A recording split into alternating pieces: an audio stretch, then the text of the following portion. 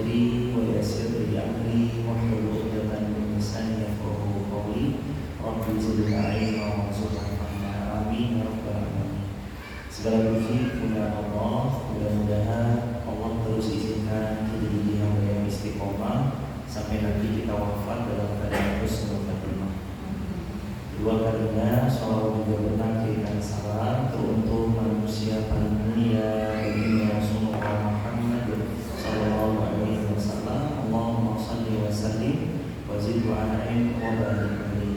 Hadirin sekalian, kita tilawah Quran surah Al-An'am ayat 125. Ini bisa dikerasin lagi volume. Udah mentok.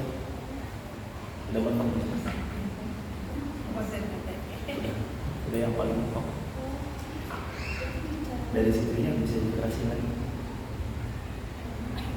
Quran surah Al-An'am ayat 125. Quran surah Al-An'am surah nomor yang ke-6 ayat ke-125.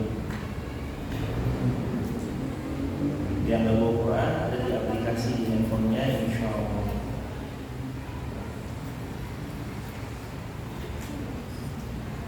Kalau nggak bisa nggak apa-apa, Mbak, nanti aja. Yang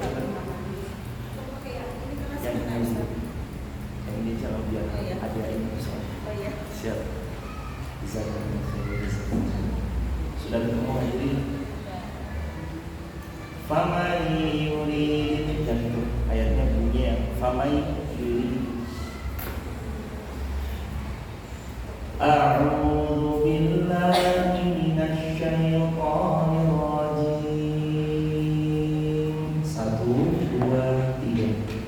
A'udzu billahi minasy syaithanir rajim. Bismillahirrahmanirrahim.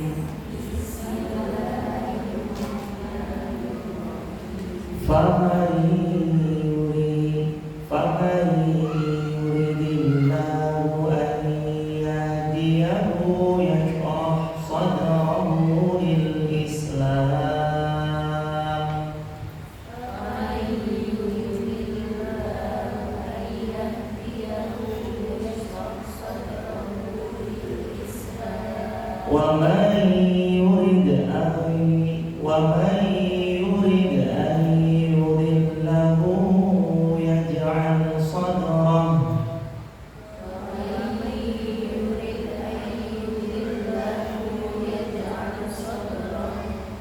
يجعل صدره ضيقا حرجا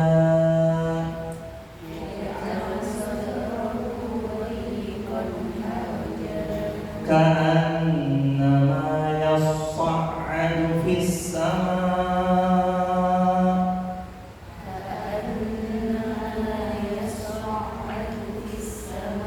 كذلك يجعل الله رجس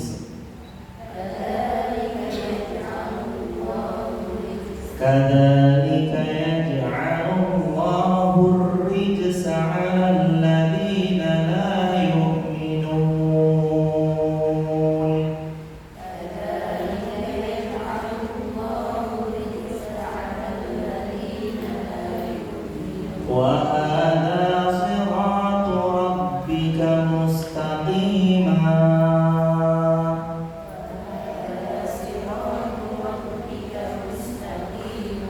قد فصلنا الآيات لقوم يذكرون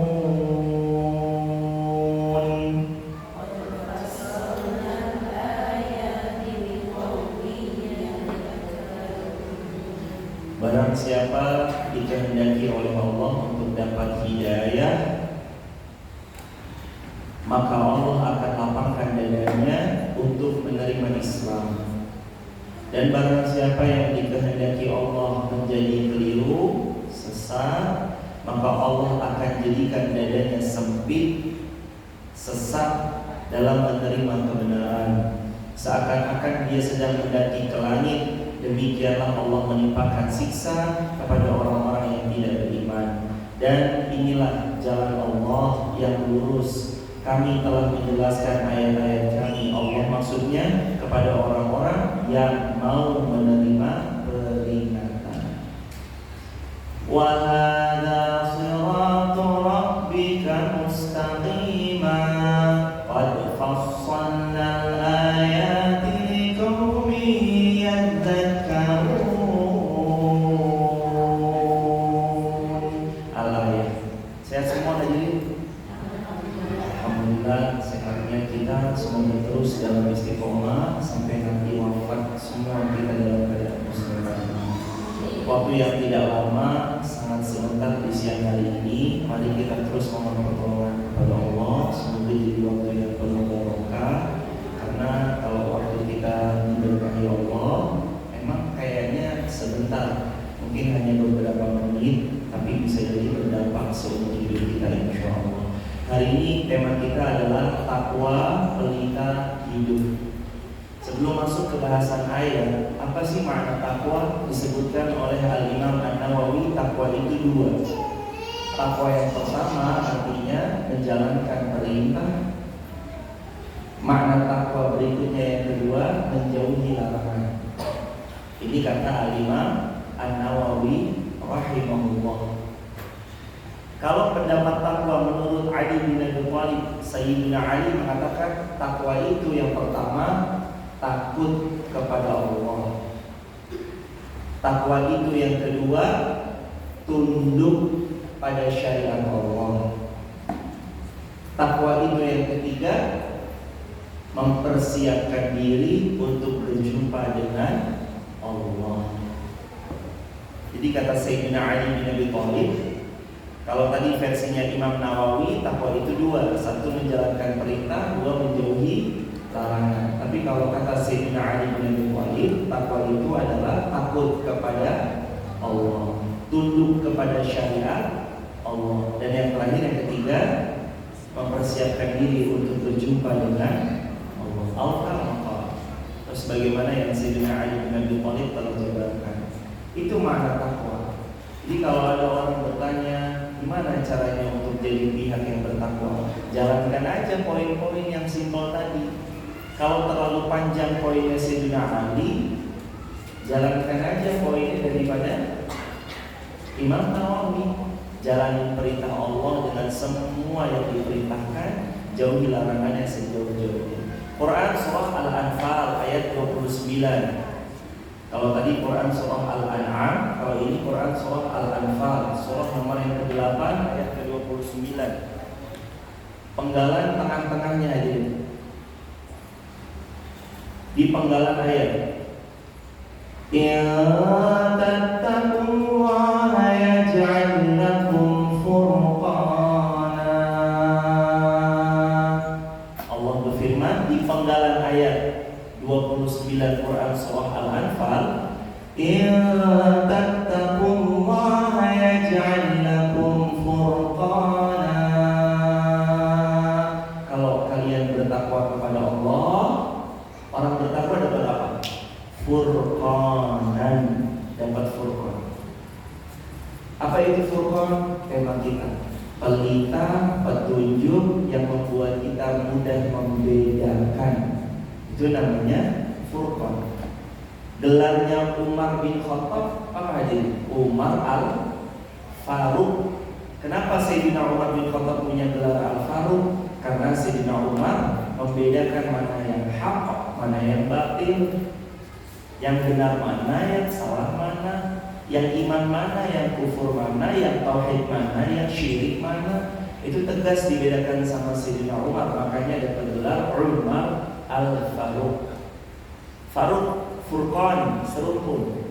Itu maknanya yakni beda, mampu membedakan. Kalau dalam kegelapan dikasih penerang, tujuannya agar mata mampu memandang mana yang harus dia lalui, mana yang tidak harus dia lalui, mana yang harus dia injak, mana yang jangan sampai dia injak, lewat jalan mana harusnya dia melangkah, lewat jalan mana yang harusnya tidak dia langkahkan kakinya ke arah sana. Itu namanya furqan. Ya tattaqullaha yaj'al lakum furqana. Kalau kalian bertakwa kepada Allah, berikan furqanan, petunjuk, pelita hidup. Orang-orang takwa Allah kuasakan untuk mereka bisa bedain, seperti yang Sayyidina Umar bin Khattab bedakan, mana iman, mana kufur.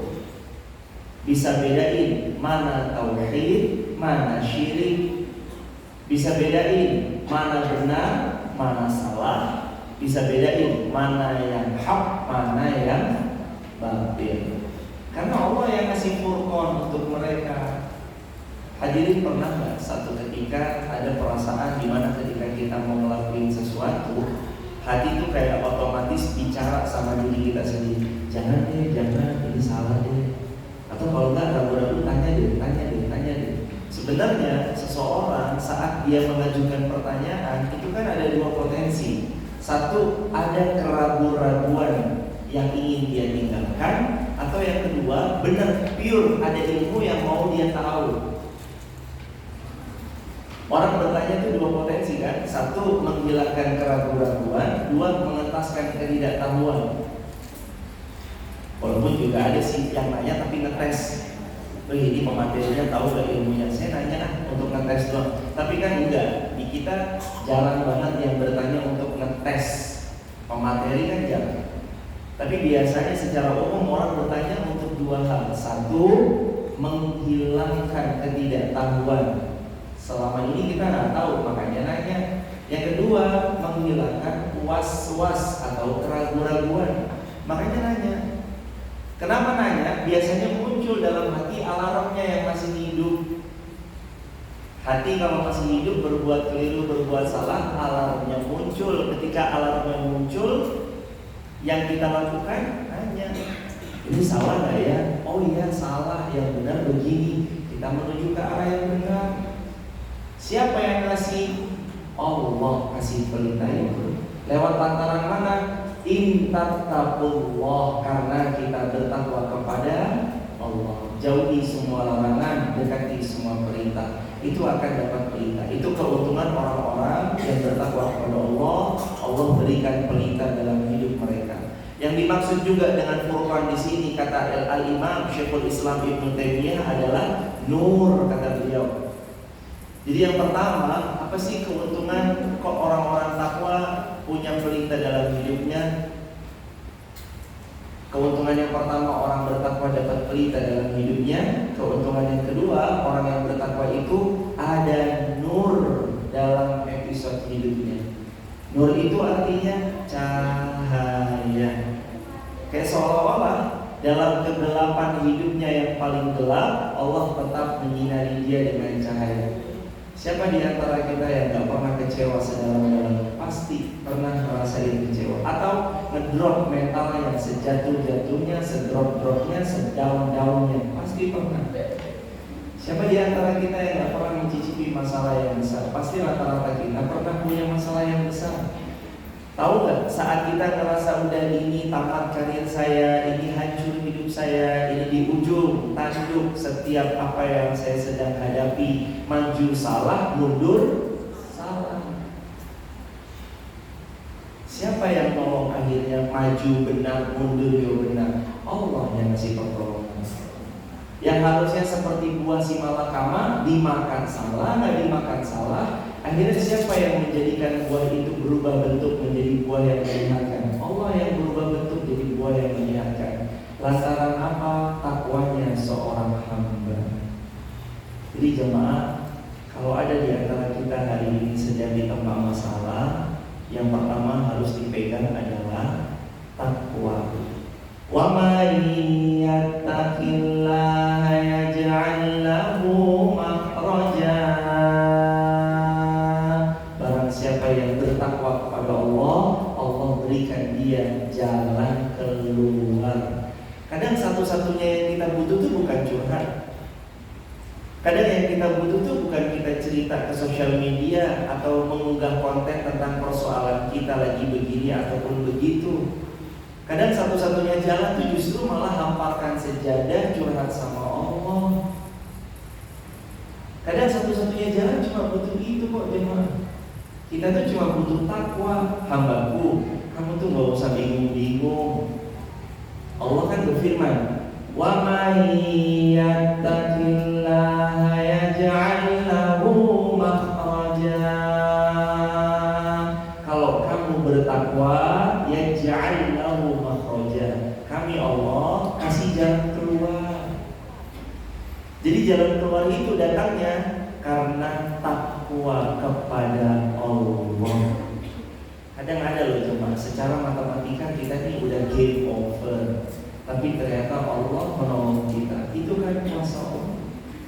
Jangan lagi ada yang ragu sama Allah, karena setiap episode yang sangat membuat kita berada pada titik nadir, tetap Allah yang mampu mengangkat kita pada episode terbaik hidup kita. Syaratnya satu, syaratnya takwa. Jadi yang pertama, takwa dapat apa? Furqana, Furqan. Yang kedua, takwa dapat apa? Nur, cahaya. Gelap bisa melihat? Nggak bisa. Kenapa kita bisa melihat satu sama lain? Karena ada cahaya. Kenapa jalan mudah diakses? Karena ada cahaya. Kenapa kita bisa mengambil barang kok tepat sesuai barang yang diinginkan? Karena ada cahaya. Mata kita memantulkan cahaya.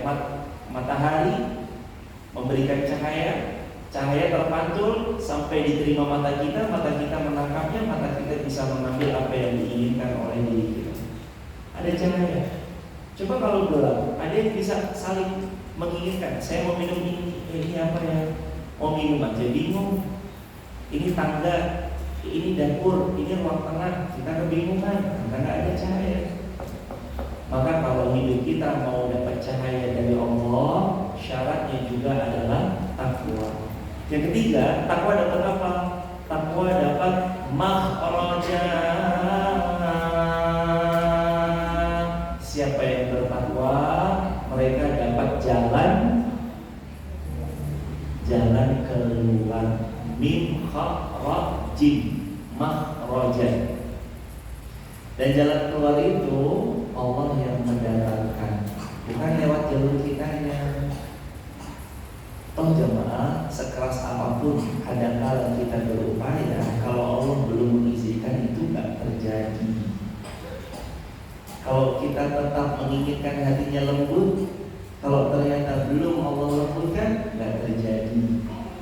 Tapi kalau kita mintanya kepada Allah, hati yang keras tiba-tiba bisa berubah menjadi lembut. Syaratnya apa? Takwa. At-taqwa hahuna. Nabi itu pernah bersabda di hadis Muslim, at-taqwa hahuna. Takwa itu di sini, bukan di sini, peci, bukan. Takwa juga bukan di pakaian. Takwa juga bukan di tulisan status WA story, Insta story, atau postingan di sosial media. At-taqwa hahuna. Tapi Nabi menyebut sambil menunjuk dada beliau, takwa itu adanya di sini.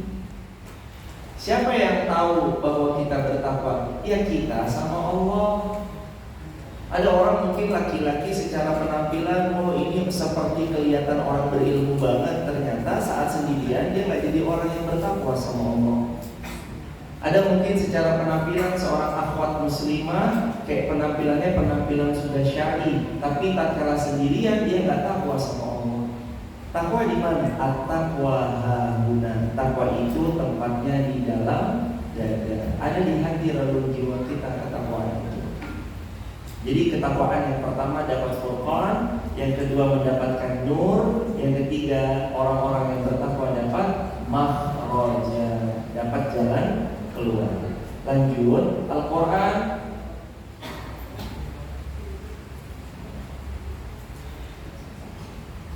Al-Quran surah Al-Hadid ayat 28.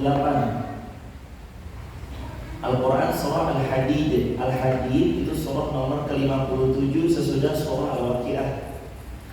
A'udzubillahi minasyaitonir rajim. Ya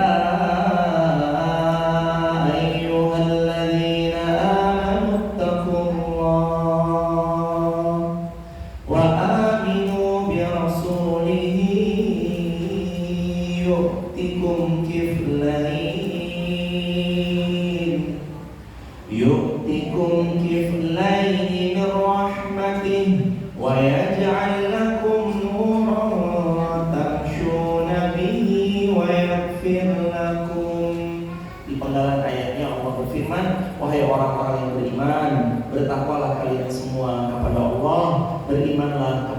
Rasulnya, niscaya Allah memberi rahmat kepada kalian dua bagian, dan menjadikan untukmu cahaya yang dengan cahaya itu kalian dapat berjalan.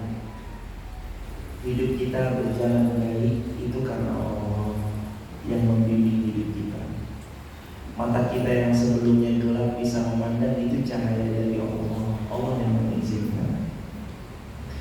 Jemaah pernah kebayang gak sih hidup? Oke kan? Oke. Sekarang kan kita punya listrik ya. Punya listrik, terus kita punya lampu. Pernah kebayang hidup tanpa listrik? Apa jadinya? Hidup tanpa listrik. Tiba-tiba mati lampu 6 bulan. Kawan kabut gak kira-kira hidup kita? Tenang aja Ustaz, kan ada handphone. Lupa dia, handphone juga pakai listrik. Mungkin iya untuk 8 jam, tapi 9 jam berikutnya baterai Anda habis. Mau ngecas, nggak masuk sih, mati lampu. Dari kapan mati lampunya? Baru 1 jam, tenang 1 jam. Tapi kalau udah mati lampu 7 hari, masih bisa tenang. Kalau udah mati lampunya 6 bulan, masih bisa tenang. Malam semua gelap gulita. Yang punya mobil listrik gak bisa menjalankan mobilnya, yang punya sepeda listrik gak bisa nyalain sepeda listriknya, yang punya handphone gak bisa, yang punya sinyal setinggi apapun gak bisa. Karena wifi pun, sinyal apapun nanti misalkan wifi kita tetap harus ditancapin kepada listrik. Nah, hidup tanpa listrik susah loh hadirin. Kok manusia merasa bisa hidup tanpa cahaya dari Allah? Kan mustahil. Kita aja hidup tanpa listrik bisa kesulitan, apalagi manusia merasa bisa hidup tanpa cahaya dari Allah. Padahal hidup kita itu semuanya beri Allah yang memberi cahaya buat kita. Makanya ayat ini berbunyi lafadznya wa yaj'al lakum nuran wa yaj'al lakum nuran tamshuna bihi wa yaghfir lakum wa yaj'al lakum nuran. Allah kasih cahaya buat kalian, tamshuna bihi, yang kalian berjalan karena cahaya dari Allah, wa yaghfir lakum, dan Allah yang mengampuni dosa-dosa kalian. Allah yang mengampuni dosa-dosa kalian. Siapa di antara kita yang merasa bisa karena dirinya sendiri, kecuali semua adalah karena keputusan Allah Subhanahu wa ta'ala. Hadirin jemaah sekalian yang dicintai, dirahmati oleh Allah Subhanahu wa ta'ala. Karenanya terkait tentang ayat ini ayat tentang yang tadi dulu ya, bahwa orang yang bertakwa dapat furqanan, bisa bedain. Orang yang takwa dapat nuran, cahaya. Orang yang takwa dapat makhrajan, jalan keluar. Di ayat ini juga orang yang takwa dapat apa? Yu'tikum kiflaini min rahmati. Orang yang takwa dapat rahmatnya Allah. Orang yang takwa dapat rahmat, itu artinya kasih sayangnya Allah. Kalau kita hari ini merasa, ya Allah, kenapa ya hidup saya kok jadi hidup yang paling menyedihkan? Kenapa hidup saya jadi hidup yang paling menderita? Teman-teman saya itu nggak punya loh ya Allah ujian seberat dan sebesar ujian saya. Tapi kenapa Engkau kasih ujian itu begitu berat dan besarnya sama saya? Justru Allah itu nggak pernah salah milih pundak. Kalau Allah kasih ujian yang besar dan berat menurut kita, berarti kita mau dijadikan lebih berat tanggung jawabnya, lebih besar lagi perannya untuk agama Allah. Karenanya dikasih ujian yang berat, jangan minta ujiannya diringankan, tapi minta pundak yang semakin kuat. Kalau dalam ayatnya, la yukallifullahu nafsan illa wus'aha, Al-Baqarah ayat 286. La yukallifullahu nafsan illa wus'aha. Tidak akan pernah Allah salah milih pundak. Allah kalau datangkan ujian untuk setiap hamba, Allah pasti sudah menakar kemampuan hamba itu mampu melewatinya. Jadi ngapain galau, bunda, ujian akan lewat. Dan saat kita melewati ujian itu, kita sudah lebih kuat dari diri kita yang sebelumnya. Karena apa kita bisa melewatinya? Yu'tikum kiflaini min rahmati. Karena Allah kasih rahmah. Apa rahmah? Kasih sayang. Allah kasih dan Allah sayangi kita. Allah pernah nggak membenci? Nggak pernah. Kalau Allah balas, itu apakah karena Allah benci? Bukan. Karena Allah tidak pernah menzalimi siapapun. Kalau Allah dalam tanda petik, kok Allah membalas dia dengan seperti itu? Boleh jadi bima kasabat aydihim, karena apa yang mereka lakukan. Mereka zalim kepada Allah sampai Allah balas kezaliman. Mereka berbuat zalim sama orang lain sampai orang lain itu gak bisa membalas kezalimannya. Allah langsung yang turun tangan atas kezaliman. Jadi Allah tuh gak pernah zalim. Wa ma'alil zalimina wa ma'allahu bil zalimina lil abid. Allah gak pernah zalim lil abid, kepada hamba-hambanya. Allah gak pernah zalim sama siapapun. Kalau dia mendapat kezaliman, boleh jadi sebab karena dia menzalimi dirinya sendiri. Bima kasabat aydihim, karena emang ulah kitanya sendiri. Siapa yang membuat hidup kita? Ya kadang diri kita sendiri toh. Sekarang gini, jamaah lagi terkena masalah. Dari masalah ini, kalau jujur mau diruntut, itu awal mulanya pasti karena kesalahan kita. Contoh, jamaah punya karyawan ini gak jujur. Kalau mau diruntut, iya memang karyawan itu yang gak jujur salah. Tapi kalau mau diruntut, ada peran kita ikut salah di dalamnya atau enggak kira-kira? Ada pasti. Berarti sistem kita kurang kuat. Berarti manajemen kita masih buruk, karena masih ada celah orang untuk menipu, menculasi, mengurangi takaran timbangan, atau dia membawa kabur uang kita. Berarti kan ada sistem manajemen kita yang belum sempurna. Atau sebagai orang terlalu gampang percaya sama orang lain, sehingga dampak uang itu dibawa lari. Bisa jadi kan? Kenapa itu terjadi? Kalau diruntut boleh kita cari tahu yang memang kitanya ada adil di dalamnya. Makanya sebelum menyalahkan siapapun, orang yang bertakwa itu tidak pernah mengkambing hitamkan orang lain, kecuali kembali mengkoreksi pada diri sendiri. Itu orang takwa. Jadi kalau misalkan kita ada masalah, kok yang nyalahin, kok yang disalahin orang lain, itu belum takwa. Orang takwa selalu melihat ke dirinya. Orang takwa selalu evaluasi kepada dirinya. Dan orang takwa harus terus memperbaiki diri. Itu orang takwa. Gak sibuk mengkambing hitamkan orang lain. Jadi yang keempat dapat apa? Rahmah. Nomor 1 dapat furqanan. Nomor 2 dapat nur. Nomor 3 dapat makhraja, jalan keluar. Nomor keempat dapat rahmah. Al-Hadid ayat ke-28. Dapat kasih sayangnya Allah. Siapa yang gak mau dikasihi, disayangi oleh Allah? Lawang kita aja kalau dikasihi, disayangi sama orang tua kita senangnya bukan main. Allah sayangnya kepada kita lebih dari orang tua kita sayang sama kita.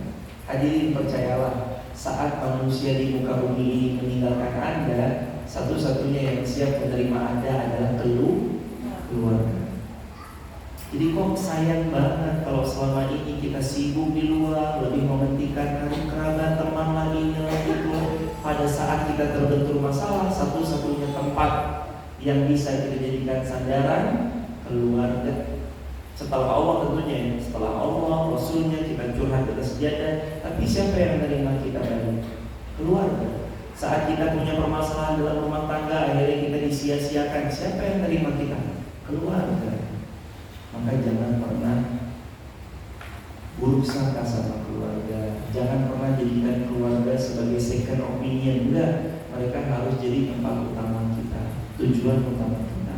Harta yang paling berharga adalah keluarga.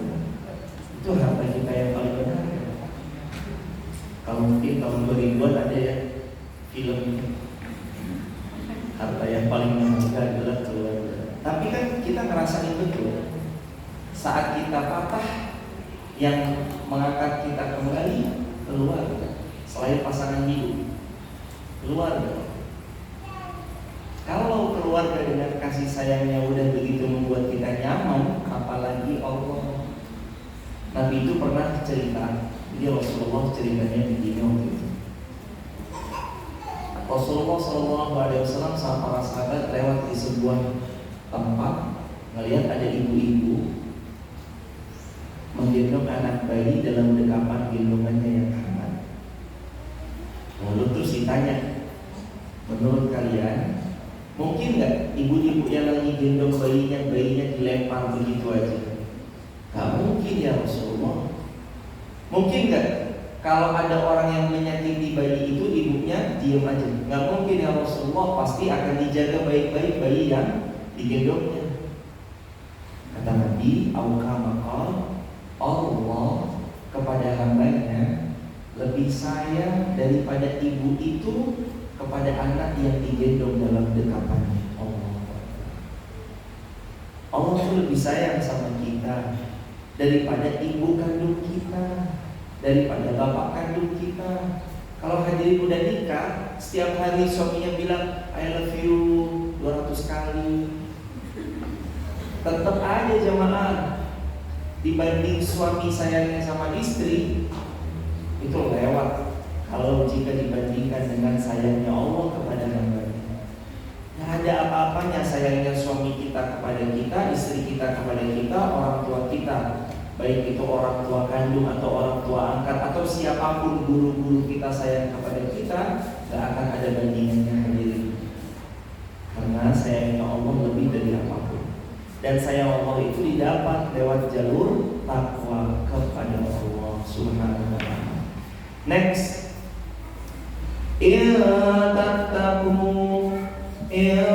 tattaqullaha yaj'al lakum furqana. Ini yang tadi Al-Anfal ayat 41, furqana. Allah kasih furqan. Apa itu furqan? Allah kasih furqan, yakni pembeda. Sudah dibahas. Ayat berikutnya Quran surah At-Talaq ayat 2-3 ini juga sudah dibahas juga, dapat makhraja.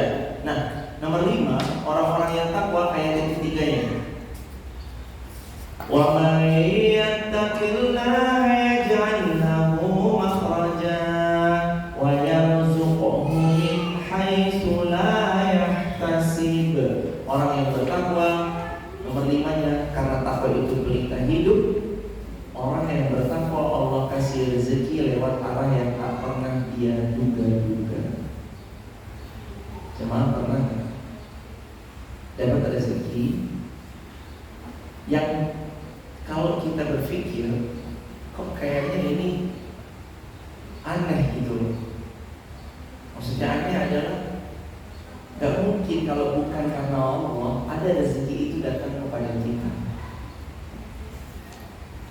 Mungkin kita pernah dapatkan ada orang udah lama gak bayar hutang, tiba-tiba dia ingat, kalau apa kabar Jen? Alhamdulillah baik. Ya. Ingat gak aku dulu teman SMA-mu, aku pernah punya hutang sama kamu sekian, minta nomor rekeningnya ya, saya transfer. Kita tuh udah lupa, dan kita bahkan kayak udahlah ikhlasin aja lah. Ternyata tiba-tiba dia kirim, itu kan rezeki lewat arahnya gak pernah kita sangka-sangka. Siapa yang kira air zam-zam itu akan keluar dekat kakinya Nabi Ismail alaihissalam? Lawang ikhtiarnya Sofa Marwah, 7 kali putaran Justru keluarnya malah di dekat Ka'bah, di dekat kakinya Nabi Ismail. Orang bertakwa suka-suka dikasih kejutan sama Allah gimana? Kadang hidupnya itu dikasih kejutan sama Allah. Harusnya nih, dia mungkin daftar haji nanti di tahun 2030. Kalau melihat gaji yang dia punya, kalau melihat nanti dia puasa, mungkin nanti awal-awal makannya lumayan ayam goreng, di tanggal-tanggal akhir nanti minumnya energen, makannya juga energen. Puasa. Energen itu ikut minum plus makan. Karena kita berikhtiar mau nabung haji ini. Tapi kadang Allah kan punya jalan. Hambaku, aku lihat kamu kok jujur ya. Yang harusnya kamu daftar haji nanti di 2030. Menurut matematikamu, aku puasakan. Ini matematikaku ya. Aku kasih kamu bisa daftar haji 2023 besok bulan Januari. Siapa sangka? Bukankah hidup kita telah pernah banyak menyaksikan itu? Berapa banyak di antara kita yang kemarin kayaknya 2022 beli rumah untuk kita nih mustahil. Tiba-tiba, halo dong, wes beli rumah bro, urung bo, nyoh rumah gokoe. Ya, dikasih rumah sama ibunda kita. Ibunda kita ternyata habis dapat warisan sekian, terus kita dapat diberikan rumah oleh ibunda kita. Rezeki Allah itu kan bisa lewat mana aja. Tapi yang jelas rezeki Allah itu datang kepada yang bertakwa. Kalau kepada penggila dunia namanya bukan rezeki, namanya dunia. Namanya apa? Dunia. Dia cuma berhasil mengumpulkan dunia, tapi tidak berhasil mendapat rezeki. Karena dalam Al-Quran itu ada dua kata-kata yang sifatnya tentang harta. Satu disifati dengan dunia, adna artinya rendahan. Satu disifati dengan rezeki. Rezeki itu yang mulia, yang tinggi, yang hebat, yang penuh dengan keberkahan. Jadi hadirin datang ke sini di dunia atau rezeki? Rezeki. Karena isinya adalah tentang kebaikan. Kalau kita menghadiri acara yang anfaedah itu dunia atau rezeki? Dunia, karena adna dunia itu maknanya yang rendahan. Jadi kalau ada orang kaya raya hasil korupsi, dia hanya berhasil mengumpulkan dunia, bukan mengumpulkan rezeki. Jadi pahami bahwa rezeki itu yang mengundang berkah, cinta, kasih sayangnya Allah. Dan rezeki itu cuma bisa diperoleh lewat jalur takwa. Ada kitab judulnya Ashabur Rasul. Sudah pernah kitab ini dikhatamkan di kajian nanti sore di pinggir resto. Setiap Senin ada kajian tentang sirah sahabat, kisah-kisah sahabat, kisah-kisah istri Rasulullah. Itu pernah dibahas dalam kitab Ashabur Rasul di jilid yang pertama di bab ke-9, sahabat mulia Sayyidina Abdurrahman bin Auf. Ini ada kisah nyata bagus. Aku mendapatkan, ini Sayyidina Abdurrahman bin Auf cerita. Aku mendapatkan keuntungan dalam perniagaanku 1 peti emas. 1 peti emas.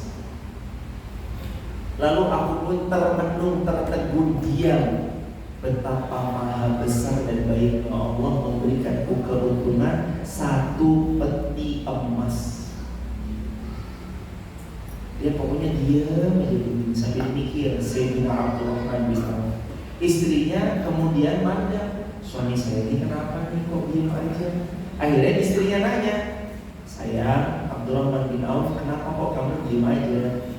Kata Sayyidina Abdurrahman bin Auf, saya bingung, ini harta mau dikemanain ya? Kita dapat keuntungan 1 peti emas. Istrinya istri yang bertakwa. Istrinya bukan bilang, yaudah beliin aku tas baru ya. Tapi istrinya bilang, sedekahkan semuanya di jalan Allah. Dan laki-lakinya juga bukan laki-laki yang eman mending pelit korek. Oh jangan, enggak. Tapi Sayyidina Abdurrahman bin Auf dapat saran dari istrinya, yaudah sedekahin aja untuk kaum muslimin. 1 peti itu dibuka, diambilin kantung plastik kalau bahasa kita ya, dimasukin beberapa keping sehingga terkumpul sekian ratus bahkan sekian ribu kantung plastik isinya beberapa keping emas. Satu keping emas dinar 4.250.000. Bayangin kalau masing-masing orang dapat 2 keping aja, dapat 8,5 juta. Sama Sayyidina Abdurrahman bin Auf, habis dapat keuntungan, istrinya ngusulin, udahlah sayang bagiin aja. Kata Abdurrahman bin Auf, iya yuk sayang yuk bantuin aku ya. Panggil staf-stafnya, bawain kantong-kantong ke sini deh. Buat apa? Mau saya bagiin nih keuntungan.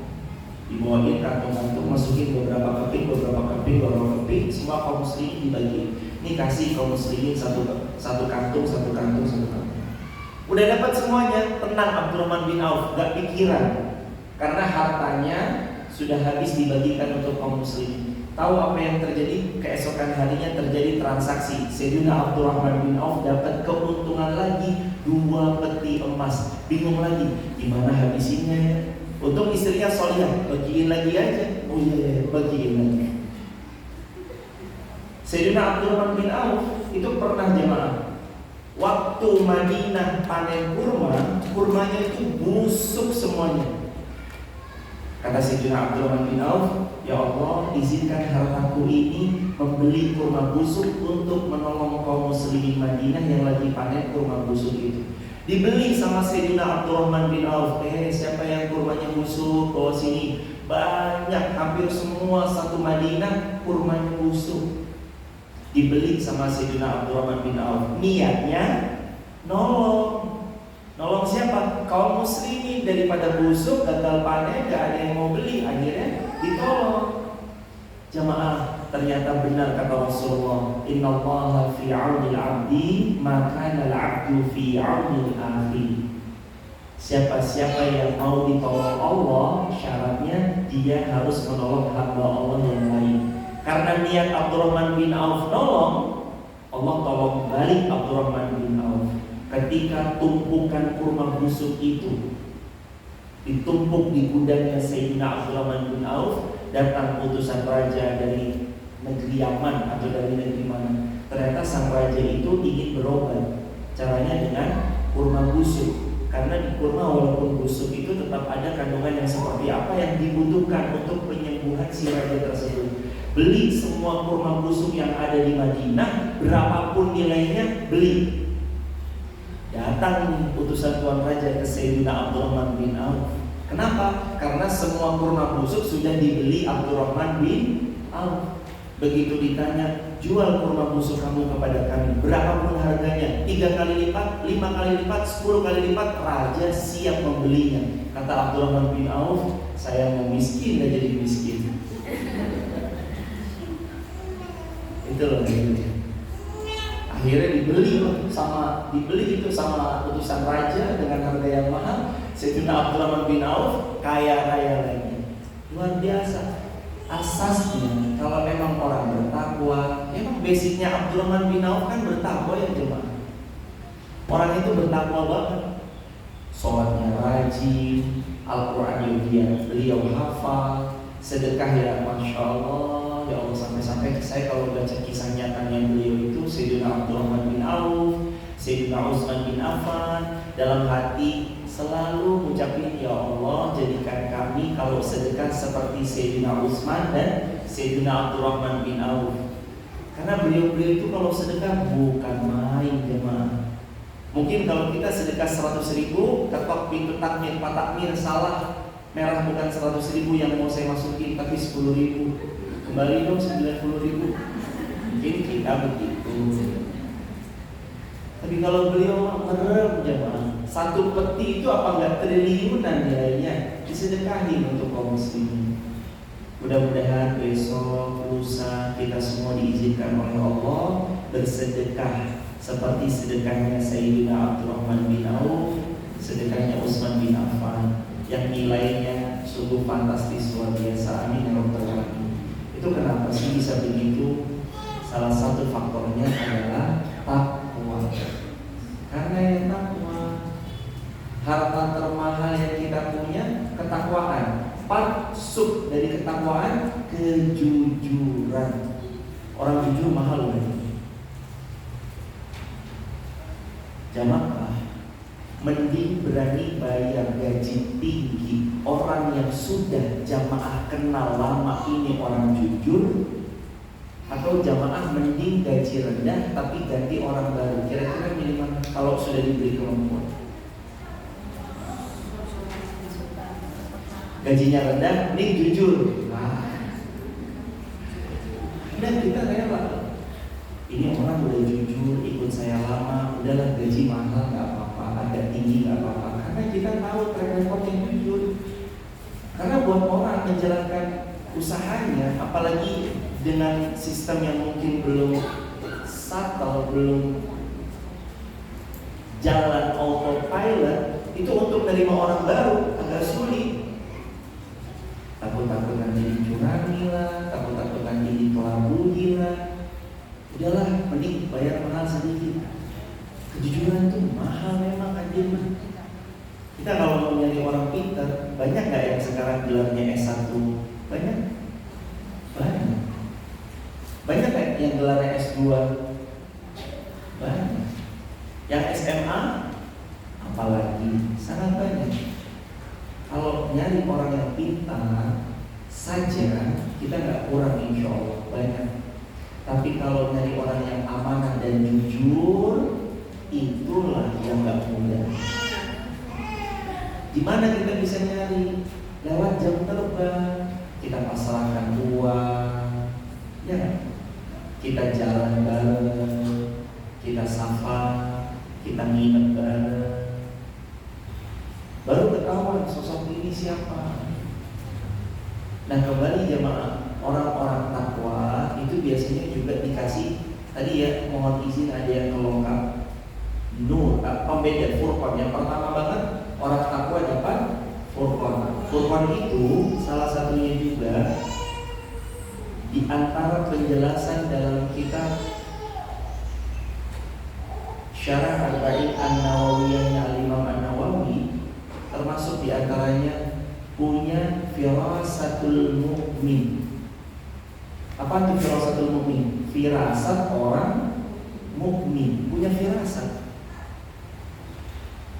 Pemimpin itu punya loh jemaah. Karena pemimpin sudah pernah ketemu banyak orang, dia pasti punya tuh feeling. Orang ini baik tapi tengil.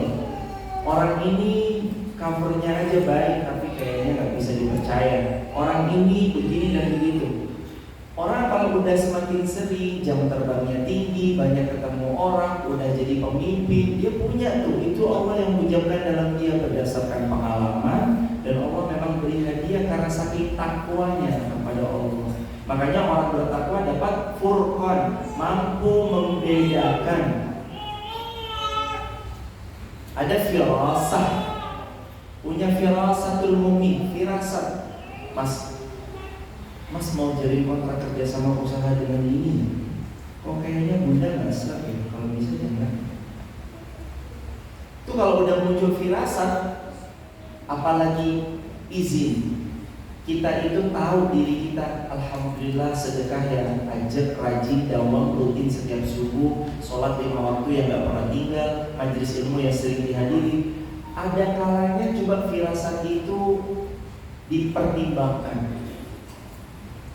Karena Allah itu kepada orang yang bertakwa ngasih pembeda. Allah ngasih furqan. Yang part of furqannya adalah diantaranya firasatul mu'min. Jadi orang beriman itu punya firasat. Waktu dulu mau nikah masih ingat nggak? Endi calonmu? Iki calonnya endo misalnya. Nek sing iki era setuju. Ibu kita itu karena biasanya punya firasatul mu'min. Ada firasatnya tuh. Tapi kan saya cinta sama dia sekarang. Apa boleh buat? Kadang kalau sudah cinta semua mata tertutup. Dunia serasa milik berdua, yang lain orang.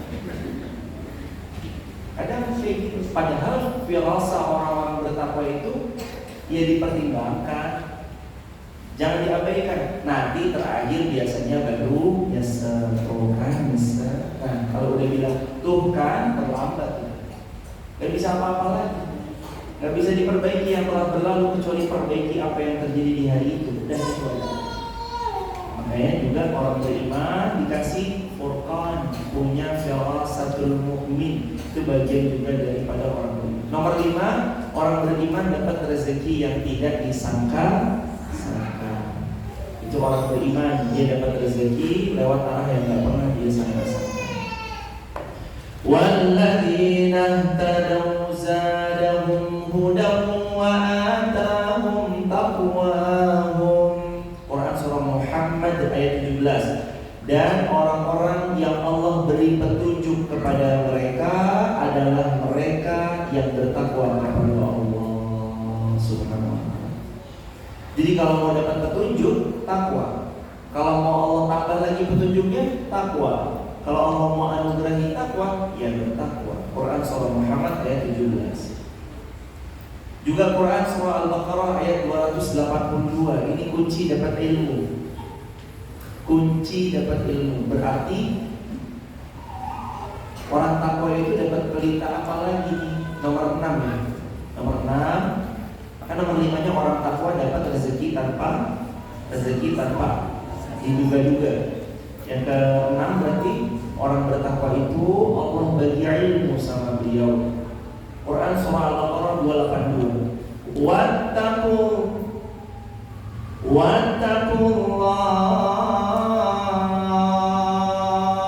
wa yu'allimukumullah. Wattaqullah, bertakwalah kepada Allah. Wa yu'allimukumullah, nanti Allah mengajarkan ilmu pada kalian. Jadi mau kita dapat ilmu, takwa sama Allah. Jemaah, apa yang harus kita arahkan ke anak kita supaya Allah memudahkan fase belajarnya. Bukan di-fresh fisikanya dulu, matematikanya dulu, bukan. Tapi kuatkan takwanya anak kita kepada Allah. Allah yang nanti bagi ilmu sama dia, baik fisika, matematika, kimia atau yang lainnya. Jadi siapa yang anaknya mau diberikan keilmuan oleh Allah, syaratnya ajarkan takwa sama anak kita. Mulai dari kecil, biasanya mereka untuk terbiasa 5 waktu sholatnya. Mulai dari kecil, biasakan mereka untuk dengarkan ayat Al-Quran di telinganya. Mulai dari sekecil mungkin, biasakan mereka untuk terbiasa mengucap jazakumullah khairan, fi amanillah, barakallah. Biasain lisannya ucap yang begitu-begitu aja. Jangan ragu, kenalkan mereka juga sama Al-Quran dan perlahan latih mereka untuk menghafalkan. Kalau bisa ya lanjutkan, kalau nggak bisa ya jangan paksa. Karena boleh jadi Allah memberikan karunia pada anak kita keistimewaan yang berbeda-beda. Tapi deketin aja sama Al-Quran. Gak mungkin anak ibunda hafal Al-Quran terus Allah telantarkan, gak mungkin. Anak ibunda hafal Al-Quran terus Allah binasakan, itu gak mungkin. Anak ibunda hafal Al-Quran terus Allah sia-siakan, gak mungkin. Anak kita hafal Al-Quran walaupun pertamanya juz 30, nanti juz 29, 28, juz 1, 2, 3, 6 juz mereka hafal, nanti Allah muliakan. Karena hafalan Al-Quran itu diamalkan dia, dipelajari, dipahami maknanya, itu sendiri aja udah jadi kemuliaan buat orang yang menghafal. Apalagi kalau sampai 30 juz. Maka siapa-siapa yang mau anaknya cerdas, coba dihadiri, asah kecerdasannya dengan Al-Quran. Awalnya dekatkan mereka dengan Al-Quran. Gak akan nyesel. Hari ini insya Allah pelan-pelannya dengan begitu banyaknya pendidikan di tengah-tengah kita, ada TK Kerten, TK Aisyah Kerten, ada yang Aisyah Kauman, ada di tempat yang lain, atau ada pilihan-pilihan yang silakan jemaah merasa saya mau masukkan di sana, silakan dipilih. Masukin anak ke sekolah itu termasuk gimana cara orang tua nanti mengarahkan mereka hendak jadi apa. Kalau saya boleh saran, Cari sekolah yang punya konsentrasi pada hafalan Al-Quran, pendidikan akhlak mereka. Karena kita nggak butuh kok anak yang pintar, itu kita nggak butuh sekedar pintar, tapi yang lebih dibutuhkan adalah Robbi habli minas sholihin. Kita akan lebih butuh sama anak yang sholih, punya akhlak, punya kesantunan. Dia tahu gimana caranya menghormati orang tua, dia tahu gimana cara menghormati guru-gurunya, dia tahu gimana cara mendoakan mereka semua. Kalau pintar tapi gak sholih, bahaya juga hadirin. Dia cerdas, juara ini dan itu dan segala macam, tapi gak sholih, berbahaya juga. Makanya yang paling dibutuhkan itu adalah Rabbi habli minas sholihin. Barakallahu fikum. Gak kerasa ya, kayak baru ngomong 2 menit, tahu di jam 12, jam 14.00. Udah sejam menjadi. Semoga rezekinya jemaah berkah berlimpah, keluarganya jemaah sakinah mawaddah warahmah, anak cucu jemaah sekalian saleh salihah. Kita semuanya diizinkan oleh Allah beserta keluarga besar kita dan seluruh kaum muslimin masuk surga tanpa azab, tanpa hisab, langsung surganya Firdaus, berjumpa bersama baginda Nabi sallallahu alaihi wasallam. Mari kita semangat dalam beramal salih, bulatkan tekad, luruskan niat, lipat gandakan semangat. Apa? Bulatkan tekad, luruskan, lipat gandakan. Mumpung masih hidup. Tapi kalau udah meninggal, tinggal diam aja di dalam kubur dia. Nunggu apa kalau udah meninggal? Nunggu transferan amal jahiliyah. Ya toh? Jadi kapan itu? Boleh jadi sebentar lagi atau boleh jadi entah kapan akan datangnya, tapi kita ayo bersiap dari sekarang. Jazakumullah khairan teman-teman di TikTok, di YouTube, di Instagram. Bila mana ada di antara teman-teman ada yang tidak bergabung di grup WhatsApp kajian saya, sahabat bisa tapping video ya, sebut nama, asal kota, asal negara. Bila ada di antara jamaah offline di aula TK Aisyah Kerter, bila mana ada yang mau bergabung di grup WhatsApp kajian saya, sahabat silakan aja sebut nama, dan saya yang tadi ikut kajian kirim ke nomor WhatsApp 0812 13 60 70 20 0812 13 60 70 20. Kita jumpa lagi insyaallah kalau masih ada umur yang barokah ya jemaah. Salam takzim buat semuanya. Insyaallah kita istiqomah. Mudah-mudahan wafatnya husnul khatimah. Subhanallahumma wa bihamdika asyhadu an la ilaha illa anta astaghfiruka wa atubu ilaik. Assalamualaikum warahmatullahi wabarakatuh.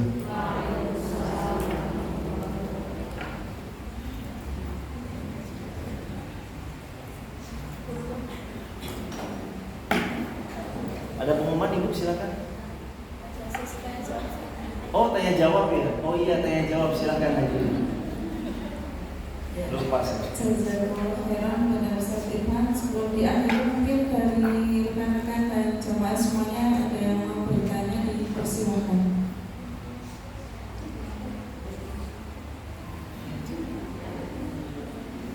Monggo, pada yang mau bertanya bisa maju ke depan.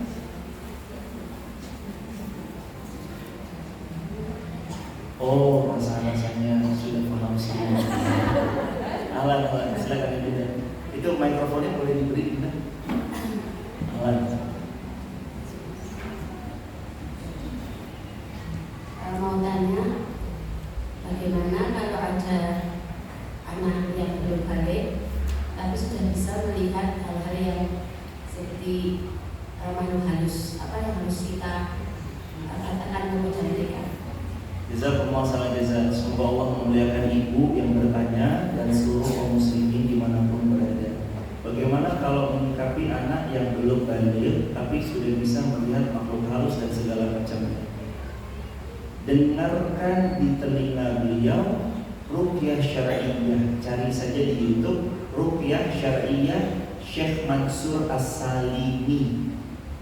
Ruqyah Mansur As-Salimi itu enak banget didengar. Bisa langsung diruqyah saja. Karena takut-takut itu jin atau syaitan yang membuat matanya bisa melihat yang demikian.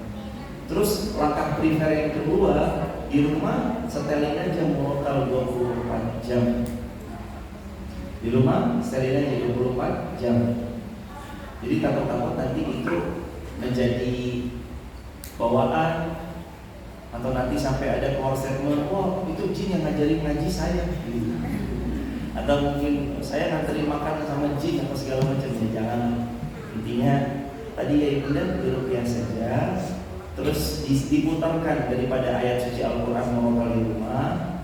Dan yang ketiga, sebisa mungkin selaku orang tuanya mengalihkan pandangannya. Kalau dia merasa mama itu apa, boleh jadi kalau kata orang Jawa itu lagi deleming aja cuma. Orang anak kecil itu kadang kalau sakit, ada monyet mah, ada monyet itu di situ. Padahal dia enggak, itu lagi deleming aja boleh jadi. Dan buat orang tua biasa aja. Jangan terus, kamu jangan gitu mana setan kamu. Dan jangan takut kalau tentang dia menampakkan diri. Namanya syaitan itu ya, namanya syaitan jin itu yang disebut jin ya karena dia tersembunyi. Jadi kalau jin menampakkan dirinya tuh jin yang keluar dari kodratnya sebagai jin. Harusnya dia nggak bisa nampak oleh pandangan mata secara kasat mata kita, ya kan? Begitu. Tapi kita percaya adanya itu, harus percaya karena alladzina yu'minuna bil ghaib, orang yang beriman kepada perkara gaib. Itu termasuk bagian daripada keimanan. Tapi kan cara nyikapinya gimana? Ya, harus jadi pemberani. Ketemu hal-hal seperti itu berani saja. Biasanya yang pemberani mereka yang akan takut. Kalau kitanya berani, mereka yang akan takut. Tapi kalau kitanya yang takut, tambah kembali lagi. Begitu ya hadirin. Semoga terjawab. Allahu a'lam. Soal apa mawjud? Khalas? Sudah? Silakan Ibu. Apakah setiap musibah itu sekecil apapun itu sebagai bentuk misalnya seperti teguran atau adab dari Allah, dan apakah setiap kita mendapat sekecil musibah itu kita tadi saya ngapain ya kok ini ada hubungan seperti ini dan selanjutnya apakah itu ya Jazakumullah khairan. Musibah sekecil apapun pakai dua sudut pandang. Kalau melihat kepada diri sendiri, bilang ini teguran. Tapi kalau melihat kepada orang lain, bilang insya Allah ini peninggi derajat untuk dirimu dan keluarga. Jadi kalau kita melihat, kenapa ya Allah saya kok digini-gini ya, lihat ke diri sendirinya, saya mah emang banyak salahnya, sholat sering lalainya, sedekah cuma sebulan sekali-sekalinya, jarang banget hadir ke majelis ilmunya. Kalau melihat ke diri sendiri itu azab, melihat ke kitanya, wah ini teguran dari Allah, Allah ingin saya kembali kepada Allah. Jangan malah dibalik, melihat sama diri sendiri, oh berarti Allah ingin meninggikan derajat saya dan keluarga. Giliran sama orang lain, wah azab itu. Ini kacamatanya kurang pas. Jadi dibalik. Sekecil apapun musibah, iya.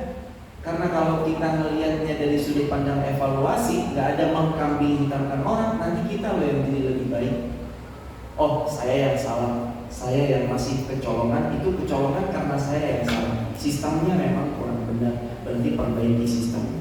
Oh, saya yang salah. Pokoknya kalau kita sudut pandangnya kita, oh ini teguran, saya salah. Allah ingin buat saya lebih baik. Tapi kalau musibah itu menimpa orang lain, ini insya Allah meninggi derajatnya masa keluarga. Begitu sudah. Barakallahu fiik. Semoga terjawab. Allahu a'lam bishawab. Terakhir silakan Ibu. Waalaikumsalam warahmatullahi wabarakatuh. Amin ya rabbal alamin.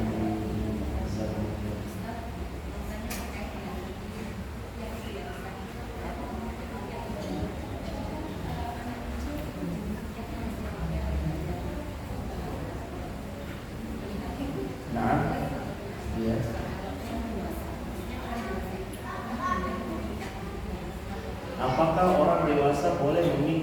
ruqyah. Ada memang riwayat tidak boleh meminta dia ruqyah. Tapi yang dimaksud di sini adalah ruqyah ghairu syar'iyyah, ruqyah yang tidak syar'i. Tapi kalau ruqyah yang syar'i, yang isi ruqyahnya hanya bacaan Al-Qur'anul Karim, yang dibaca penggalan ayat-ayat Al-Qur'anul Karim, maka tidak ada perselisihan di atas hal itu bahwa diperbolehkan. Asal tadi meruqyah diri sendiri lebih dianjurkan. Kalau yang meminta diruqyah pihak lain, ada perselisihan di dalamnya terkait hal itu. Jadi alangkah baiknya ya kita ruqyah diri kita sendiri aja. Gimana caranya? Dengerin aja ayat-ayat ruqyah. Kan di YouTube ada tuh biasanya ayat ruqyah, dengerin aja.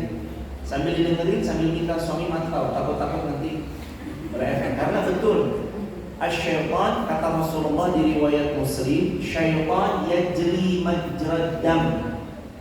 Setan itu, kata Rasulullah, yajri majrad dam, mengalir di pembuluh darah. Ini riwayat Muslim atau riwayat Imam Ibnu Majah atau Ahmad dan yang lainnya ya, al-kamakal. Intinya itu, syaitan yajri majrad dam. Setan itu tuh ngalir di pembuluh darah. Lo jamaah makan pakai tangan kiri itu setan masuk gitu. Jamaah muap nggak tutup, muap nggak ditutup, itu syaitan masuk. Makanya harus minimalisir potensi syaitan masuk. Dan kalau udah masuk dia bisa ngalir di pembuluh darah. Cara nendangnya keluar gimana? Dengerin ayat Al-Quran. Kalau dengerin ayat Al-Quran gelisah, panas, nggak apa-apa. Reaksi awalnya mungkin begitu, tapi nanti lama-lamanya tenang. Dengerin Al-Quran malah jadi hafal. Dengerin Al-Quran malah bisa ngikutin dan seterusnya. Jadi intinya adalah kalau ruqyah syariah boleh, ruqyah ghairu syariah yang nggak syariah nggak boleh. Ruqyah kok malah mohon maaf ya, ada jamaah padahal lawan jenis nih. Nah ini berarti sebaiknya dihindari nanti. Begitu ya. Barakallahu fiik. Semoga terjawab. Allahu a'lam bishawab. Assalamualaikum Ustaz. Ya, alhamdulillah. Apakah boleh ketika kita melihat orang sakit, selain mendoakan biasanya, kemudian kita mendoakan begini, semoga sakitnya menjadi pengubur dosa atau kesalahan, terus semoga sabarnya menjadi pahala, seperti itu Ustaz. Apakah boleh kalau kita nengok orang sakit, semoga menjadi pengubur dosa-dosamu ya? Banyak dosa sih. Jadi guys, sebenarnya Rasulullah itu masih tahu. Termasuk kalau kita jenguk bilangnya la ba'sa tahurun insya Allah. Itu memang langsung diajarkan Rasulullah. La ba'sa tahurun insya Allah, gak apa-apa mengubur dosa-dosa insya Allah. Boleh, bukan boleh lagi, sangat dianjurkan. Tapi kalau saran saya, baiknya lafaz Arab aja gak apa-apa. Kalau gak bisa Arabnya ya Indonesia ya gak apa-apa. Tapi jangan ditambahin yang tadi. Lafaz Arabnya kan la ba'sa, gak apa-apa. Tahurun, suci insya Allah. Tahurun itu artinya suci. Kalau dalam bahasa lainnya ya ini pembersih dosa-dosamu lah insya Allah. Tapi kalau di bahasa Indonesia kan takutnya ada itu ya. Ini kamu tuh banyak dosa. Ini lagi membersihin. Ingat ya kacamata tadi? Kalau orang yang tertimpa musibah, kacamata kita itu peninggi derajat. Kalau kita yang tertimpa, ini teguran buat kita, jadi yang menjadi lebih dekat dengan Allah. Jadi kacamata itu yang dimainkan. Terkait hal tadi, doakan saja pakai bahasa Arab, nggak apa-apa. Di antara doanya yang Nabi anjurkan selain Allahumma rabban nas adhibil ba'sa ishfi wa anta syafi la shifaan illa shifauka shifaan la yughadiru saqama. Doanya juga adalah la ba'sa tahurun insyaallah. Kalau nggak bisa, wis langsung aja mugi lekas waras. Enggal waktu. Enggal jangan. Mugi enggal jangan. Oh cepat sembuh lah. Rasa kesuwen dia. Barakallahu fiik. Subhanakallahumma wa bihamdik asyhadu an la ilaha illa anta astaghfiruka wa atubu ilaik. Salam keluarga di rumah, istiqomah sampai bersama timah. Jumpa di dunia, jumpa kembali di surga. Amin ya rabbal alamin. Assalamualaikum warahmatullahi wabarakatuh. Kita sampaikan jazakumullah khairan kepada Ustaz Irfan yang sudah menyampaikan tausiah